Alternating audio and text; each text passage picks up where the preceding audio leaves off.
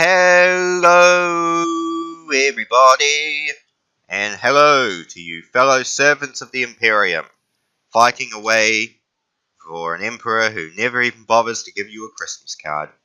And welcome back to Chapter Master. Yes, Chapter Master. Haven't played this in a while, partly because my copy on my laptop corrupted, but thankfully I had a backup copy on one of my hard drives, so once I actually found the bloody thing, I was able to fire it up once more. So yes, welcome back to Chapter Master, where as promised last Chapter Master video I decided I'd make my own Primaris Chapter. You know, for a bit of fun. Last time I tried to make the Unnumbered Suns, but this time I thought I'd make just a fresh Primaris Chapter, you know, as best I could within the limitations of the game engine. I am going to confess now, this is pre-recorded because I recorded it and realised I had my microphone muted, so I cannot be asked redoing this, but I figured this would be a good time to A, talk over the game, and B, just to have a bit of chat about the Primaris Marines and, you know, have a bit of fun overall. So, yes, I created the Lunar Knights. Yeah, Primaris Marines are best I could within the limitations of the game engine. So, you know, purity and stability really high, strength average, you know, Gilliman still sticking to the Codex. Bolter drilling to represent their, you know, advanced bolters, bolt rifles I should say. Enemy fallen and fresh blood, all sort of usual stuff. Personal rule, because it did say in the Codex a lot of Primaris chapters were taking personal rule. For the Emperor, I never really got a new battle cry, and I just kind of chose a colour scheme that I quite liked. I was kind of inspired a bit by the Flesh Terries, you know, red helmet and backpack. Instead, I replaced the red with the grey, obviously. Usual sort of things. I think I actually changed the battle cry for something more better. I just noticed a plot hole. For the Terror and the Emperor? Dumbass! Hey, past me! You're a dumbass! It should be for Terror and the Emperor. Oh yes, I did actually take the time to change all of these to how they were supposed to be. So, I actually took the time, wrote the names, changed their weapons and equipment to match the Primaris Codex. Naturally, there are some things I couldn't change within the limitations of the game engine, as you know, most of these attempted videos I attempt to do in this. But, you know, did the best I could with the limited resources you have to hand, which is kind of all you can rely on, really. No gene seed mutations, no successor chapters or a brand new one. Abaton, Mastercrafted Power Sword and Plasma Gun, just because how awesome plasma weaponry is in 8th edition. Right, and we're into the battle. I like to imagine that the Lunar Knights have been just given control of a sector of the Imperium and just asked to keep an eye on it while the Indomitus Crusade carries on. Ooh, weeaboos. I forgot about them. Alright, well, while we... Ugh, weeaboos. I find it hilarious, just completely out of sight, how the fucking Force Spear Tau expansion runs straight into the Death Guard and gets slaughtered. That is just amusing. Oh, just imagine it. Hello? No.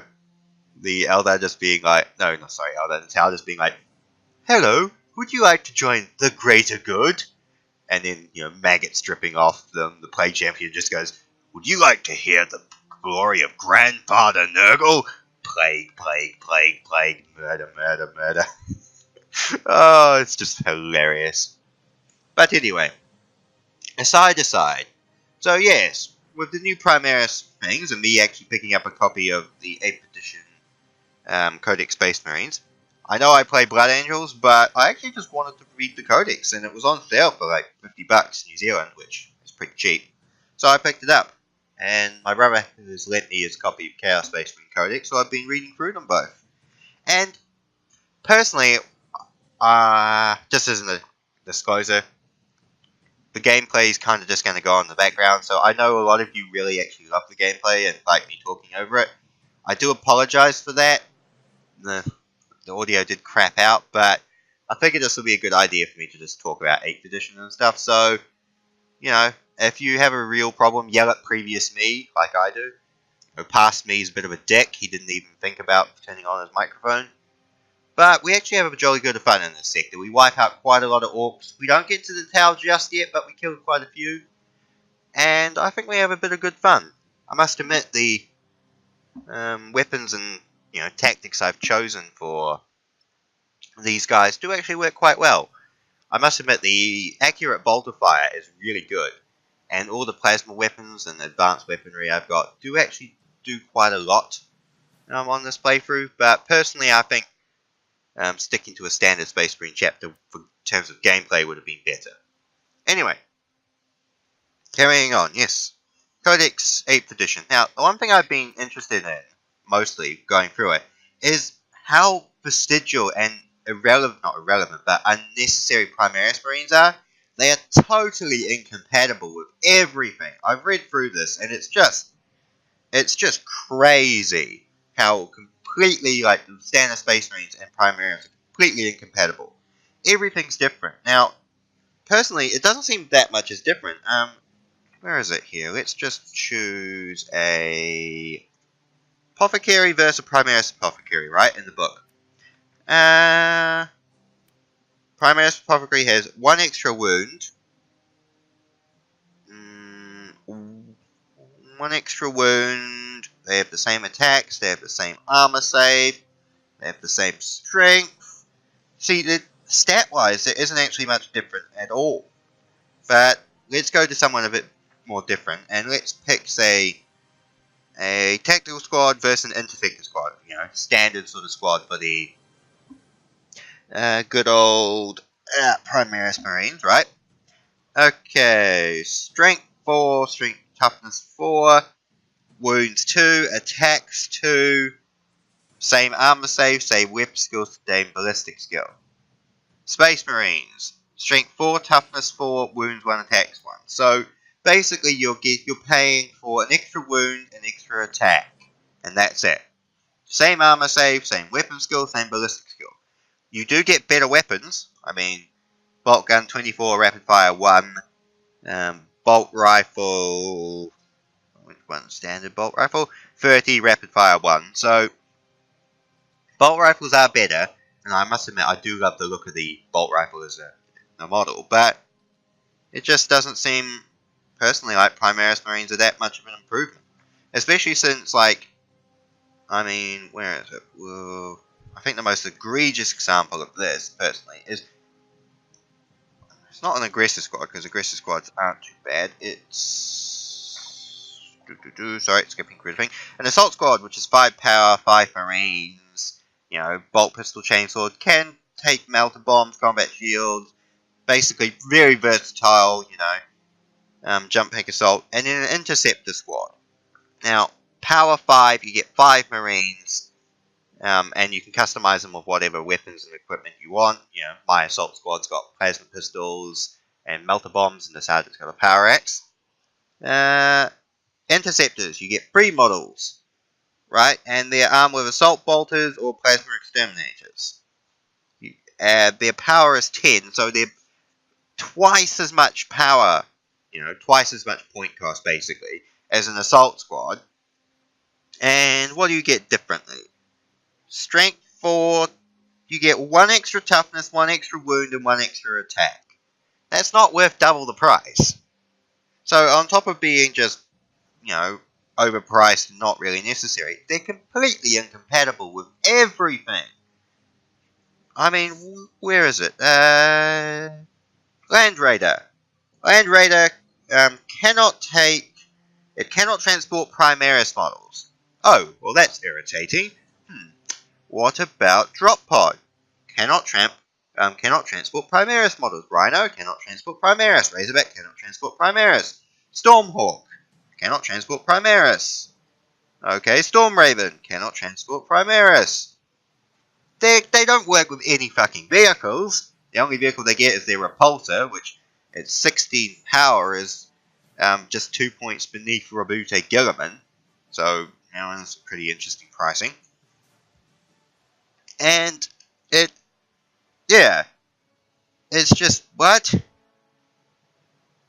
I don't get it. They're completely incompatible with a standard force. So, unless you want to fork out and collect an entirely new Primaris force, just with Primaris Marines, with the new flyers and super heavy tanks and stuff, then completely incompatible with your force. So if you want to put a squad of aggressors, you know, with their twin flamers, you know, sort of stink, you want to put them inside a Land Raider Crusader for a fun old time, you can't. You're stuffed.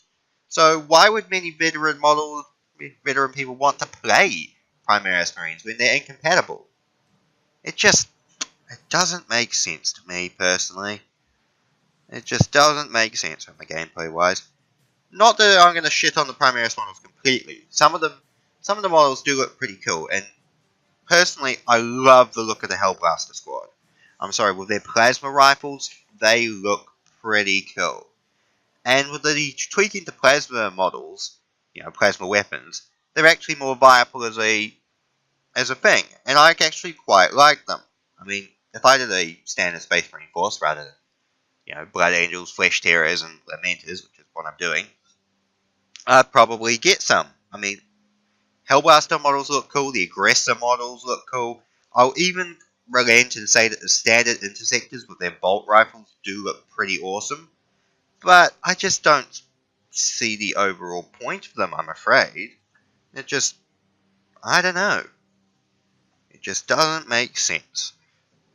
Although, I am a bit of a spoon sometimes, so I suppose some people will just dismiss my arguments, but I don't know. Interceptor Squad, yeah, it just doesn't make much sense to me. But carrying on, there aren't too many things to complain about at all in the Codex. I quite like it, although I just love the Codex, the Space Marine convention. It seems it's not as bad as back in the Matt Ward days, but it's still amusing as hell that the Ultramarines are the primary featured everywhere. Chapter organization features Ultramarines, Codex Heraldry, vehicle markings are Ultramarines. Massive pages on the Indomitus Crusade, but the Ultramarines themselves have a dedicated 1, 2, 3, 4, 5, 6, 7, 8, 10, 12. They have 12 pages dedicated just to the Ultramarines. Okay, and their successor chapters. And even their successor chapters only have 2 pages. And the Scythes of the Emperor get a fucking paragraph. There are no Marines Errant. There are no half of the cool chapters I like. But beside the point. And everyone else gets 4. Basically 4. Ultramarines get 12. Everyone else gets 4 pages. That's kind of bollocks. In fact, the Crimson Fists get 2 pages. And thankfully, the Black Templars get 4. But it's just like, I hate the favoritization of Ultramarines. They're not the greatest chapter in the world. They're just one amongst many. I don't remember them standing on the fucking walls of terror, do I? But anyway. So I found that irritating and slightly amusing, as well as the changes to the Black Templars, how they worship the Emperor as a god now. I thought that was kind of an amusing bit of retconning. But, it is what it is. Also, the other thing that kind of pisses my pipe is there's only 2 pages to the Unknown Foundings, right? The Unknown Foundings they reference are Mentors, fine. Fire Lords, never even heard of them. And I'm pretty up to date on Space Marine chapters. Black Dragons, cool. Exorcists, Blood Ravens, and Death Spectres, fine. They all get a paragraph. I think the Blood Ravens at least deserve 2 pages like the Crimson Fists do. And I think the Black Dragons and the whole Cursed Founding in general deserves more than 2 paragraphs. One on the Black Dragons page and one in the Space Marine Creation page. Where's that one?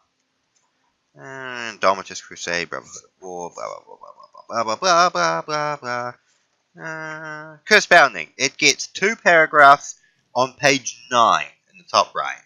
That's a bit sad, but anyway. I shouldn't bitch too much, because some of the fluff in here is actually pretty awesome. And I love some of the artwork. And I know I complain a bit, but I complain out of a place of love, not a place of hatred. And personally, I think you guys have kind of expected me to complain a bit. I know it's probably not the most fun to hear me complain all the time, which is why I'm trying to balance it out a little bit. But then again, there are a few things to complain about. But yes. Where were we? Oh yeah, successor chapters. The other thing that kind of rubs me up the wrong way a little bit is all of the models, you know, for showing the paint scheme of different chapters, they're all Primaris Marines. And I understand them trying to push Primaris Marines, but it seems like that the standard, the old artwork of the old tacticals and stuff is getting pushed out the side in the way for all the artwork about the Primaris Marines, which is a little bit sad. But, you know, it is what it is. Now, things I do love. I love the individual pages on each of the different unit classes, like, you know, chaplains, apothecaries getting their own page, all the fluff about them, how they work. Battle line squads with all of the, you know, detailed thing on all the different squads and how they work.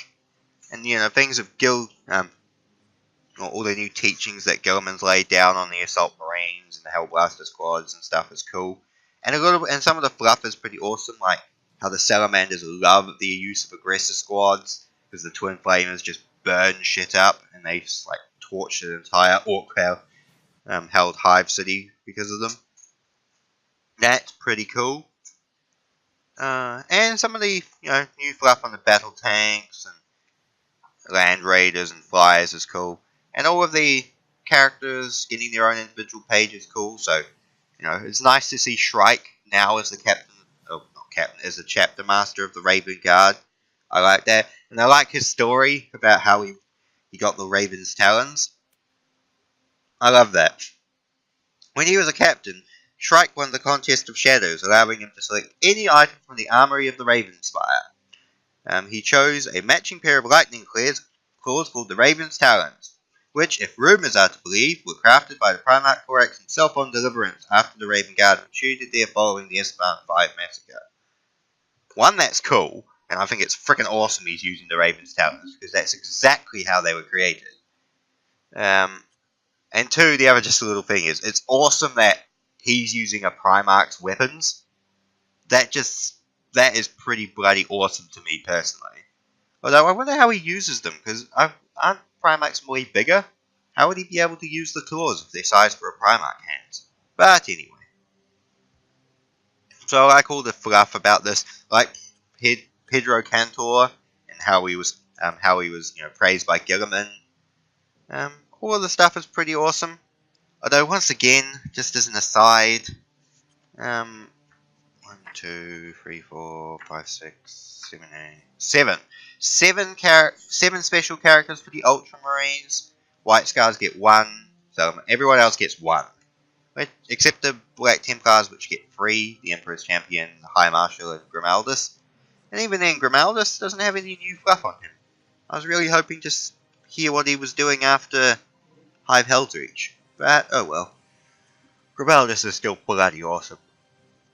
So yeah.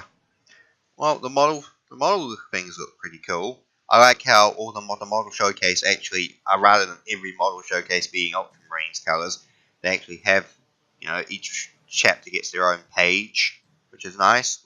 Showing off what Primaris Marines and the new vehicles will look like in different colours of the different chapters, which is nice. And the rules are pretty cool. And self, they're all, you know, well laid out, what they need, where they need to be. The psychic powers are fair enough. Chapter tactics are all reasonably fine, and the stratagems are good. Overall, I actually have nothing to complain. Oh, well, I have a lot to complain about, but it didn't make me regret buying Codex Space Marines at all. I've actually been very much enjoying reading it, and, you know, going back to it. So yeah, it's pretty good. Although, I know all of you are going to call me a freaking heretic for this, because whenever I bring up Chaos at all on this channel, you call me a freaking heretic and dislike the video, so please do not do that. But I really love the Chaos Space Marine Codex. I was reading it, my brother had it, you know, lent it to me, and I love the fluff in that. Some of the fluff in that is pretty awesome. Some of it's a bit, but some of it's awesome. Like, I love even just the little stories, the little bit, tiny piece stories in there, just are so much character. Like, I love the one of some Flesh Terror Terminators coming across a Space Hulk. And in stasis in one of the chambers in the heart of the Space Hulk is a fucking Lunar Wolf from back in the Great Crusade. And the Flesh Terrors, amazingly, didn't kill him immediately on sight, and had enough composure and resistance of the Black Rage to talk to him. But I love how these Terminators told this Lunar Wolf everything that happened with the Imperium and what happened to his Legion and the Horus Heresy stuff. And the Lunar Wolf went batshit crazy with rage that would make an angry Marine reach for the chill pills. Necked the Flesh Terror's ship and charged headfirst into the Eye of Terror to kill his former Legion. That is just... I want to know more about that guy. I want to know what his story is.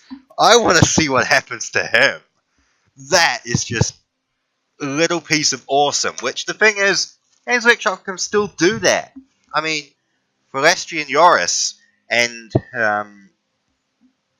his Death Company during the Sixth Black Crusade. That is just a story that's like, yeah, that's awesome. And the Astral Knights. I mean, I personally prefer the first version of the Astral Knight story to the second, but even then, that's just still pure, undiluted awesome that Games Workshop can do from time to time. And it's nice to actually read it down. But I've got it here. I haven't actually given it back yet. But it's pretty good. Chaos Space Marine Codex, those, same sort of thing. Black Legion has more pages dedicated to it than everyone else. There's some awesome artwork of Conrad Kurz in here and the Night Lords. Oh yeah, speaking of Night Lords, that was the other story I loved. Where is it? Here. After millennia of slaughter, the Night Lord's warmonger Anvarik's wrath became disenchanted with indiscriminate violence. Coming from a Night Lord, that's pretty fucking amazing. He vows to embody his Primarch's early days, punishing only those who he believes deserve it. So that's pretty cool. He becomes evil Space Marine Batman. However, but doing so with such grievous acts of retribution that none who hear of them dare stray from the path of righteousness. For a time he finds a kind of peace, but his notions of morality are broken beyond repair. A, you're a Night Lord. B, you spent the last 10,000 years in the fucking warp. And C, you're a Night Lord. Of course they are. Within the year, he is wreaking the most terrible of atrocities as a response to everything from breaking of shipping contracts to the incorrect pronunciation of High Gothic. That is just grimdark to the massive degree, and I love it. It's just like, morning Fred. It's actually Fred. No, sorry. I'm going to the planet Pandarax. Actually, it's Pandorax, and then a Night Lord comes out from behind you and kills you for mispronouncing the word. It's just like, wow. But interesting, going back to just a topic that will come up in a future video. The Emperor's Children only have 3 pages dedicated to them, and Slaanesh itself seems pretty toned down. Which is a subject of a different video that I'll do at some point about how Games Workshop seems ashamed of the sexuality of its past and of Slaanesh in general. When they wouldn't have changed the Demonet models if they didn't give a shit about that. Personally, my brother still has 3 boxes of the old Demonet models because he hates the new ones. But that's an aside. So yeah, there's still some pretty cool fluff in the Chaos Space Marine Codex, and it's interesting how they've laid it out now. And the artwork is good. I like the model things they're using as a bunch of the old Forge World ones. A lot of the stories are pretty cool. Talking about Armageddon War, the Long War beginning, all that sort of stuff. So, overall, Chaos Space Marine Codex is pretty good. Hopefully they keep up with this good standard in the codexes, because I'm really hoping that the Blood Angels one will be awesome. The Blood Angels one, I want to see, similar to Space Marine Codex, hold at least 2 pages dedicated to successor chapters. So, Flesh Terrors, Lamenters, Angels Sanguine, the Blood Drinkers, even the Renegade Knights of Blood, I think, should get at least a paragraph. That would be pretty awesome. But again, is what it is. Oh yes, this part. This is where I assemble my custom force to go into that space hole. Surprisingly, it doesn't go as poorly as expected. You'll have to wait and see. But there's still some... Sorry, not the mic. There's still some good fluff in the Space Marine Codex. A few little bits and pieces of awesome in there that I quite like. I quite like the White Scars sort of stuff. Reading more about them. I've always been fascinated about the White Scars. Where is it? The Crimson Fist stuff. I like the Crimson Fist stuff about how they've been renewed. That's pretty cool. Who else? There was one bit of fluff that I really quite liked. Sorry, just running through the book. Some people just prefer using the PDF stuff, but I don't know about that so much. Also, just as an aside, Primaris organs seem a bit weird to me personally.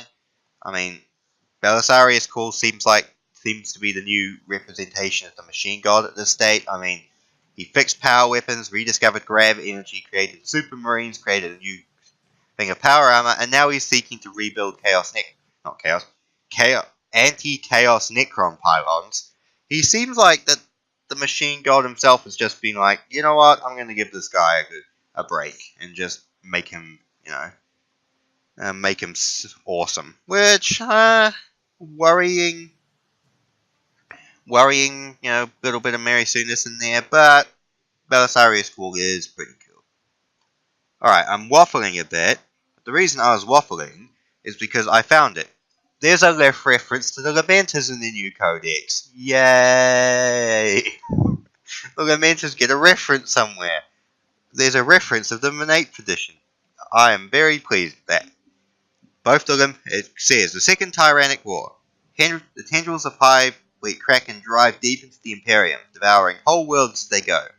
During desperate fighting, both the Lamenters and Scythes of the Emperor chapters are virtually destroyed by the efforts to end the turreted menace. So, virtually destroyed. Considering the Scythes of the Emperor got rebuilt, does that mean the Lamenters will be rebuilt? I'd appreciate it if they were. I know I am highly lobbying for my favourite chapter that everyone else just insults and pokes fun at for their shitty luck, but I do hope that they come back. But, that's more than aside the point. Well, I think that's all from me, and there's only a minute left on the video recording, so let's put away the book and pay attention to the game for a little bit, and then we'll do our wrap-up. Ooh, a crusade. Orax. That's alright. From memory, I decided to send one ship. Or in my brain, I was going to send one ship. Because you never send your whole chapter on a crusade in this game. It's just a invitation to have half your chapter freaking wiped out. But if you don't go, then everyone considers you an asshole. Oh, that's right, the Inquisition are about to show up to my home planet. And I was shitting myself over whether to destroy these chaotic demonic artifacts or whether to see what the Inquisition does. And hope that they will understand. So, we'll have to wait and see. I think this was the big cliffhanger ending I left it on. Next video, well, quick save, naturally. Next video will be me in real time. I won't do a pre-recording, and I won't fuck up the recording like last time. But, hopefully, it will all be well. So, I might do a video, my next Chapter Master video, maybe in a week.